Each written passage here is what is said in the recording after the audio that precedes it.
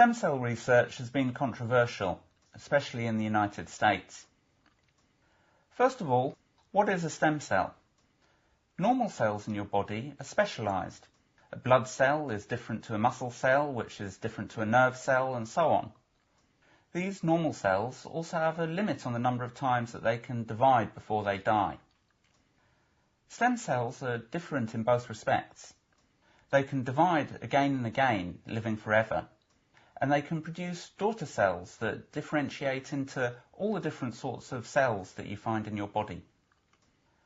Stem cell research is important for a number of reasons.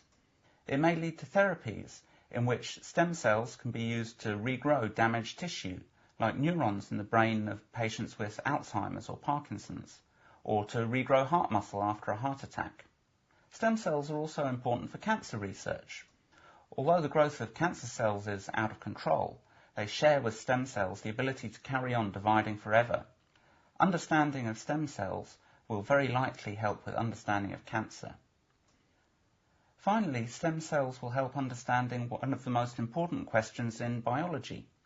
How does a single cell, a fertilized egg, turn into a fully grown organism with a complicated pattern of different organs and cell types? There are a number of different types of stem cells, and that's important because one type, embryonic stem cells, are the ones that have generated so much controversy.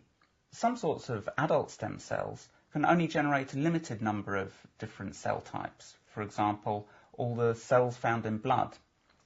Embryonic stem cells differ in this respect. Embryonic stem cells can produce all the different sorts of cell found in the body. That extra flexibility is the reason why scientists have been so interested in studying embryonic stem cells rather than just adult stem cells. But that's also where the controversy has come from. Embryonic stem cells have got tangled up in the politics of reproduction and abortion. Ever since 1969, when IVF, or in vitro fertilization, was invented, scientists have had the capacity to fertilize eggs in the laboratory and let it grow into a cluster of around 100 cells. The inner cell mass in that cluster contains embryonic stem cells, and when those are extracted and kept alive, they can be studied. But that involves the destruction of embryos, and that's where politics came in. Religious conservatives, opposed to abortion, wanted to insist that every fertilized egg was a new human being deserving human rights.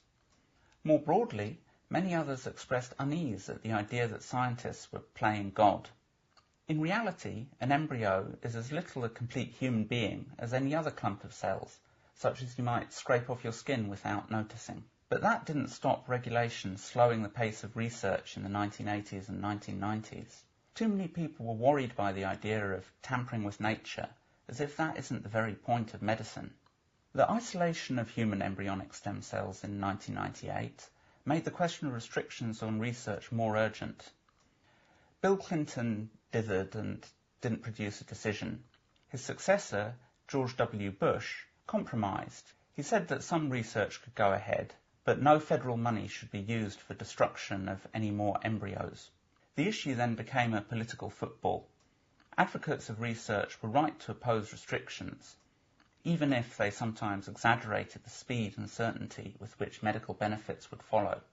But then, in 2006, things changed when scientists at Kyoto University in Japan succeeded in reprogramming adult mice stem cells using genetic engineering so that they acted like the more flexible embryonic stem cells. In 2007, the same trick was pulled with human stem cells, and that took embryos out of the equation. Progress is being made to take these techniques further forward, and in coming years and decades, it now seems very likely that the first real stem cell therapies will be developed. Without the link to embryos, stem cell research will likely become much less controversial.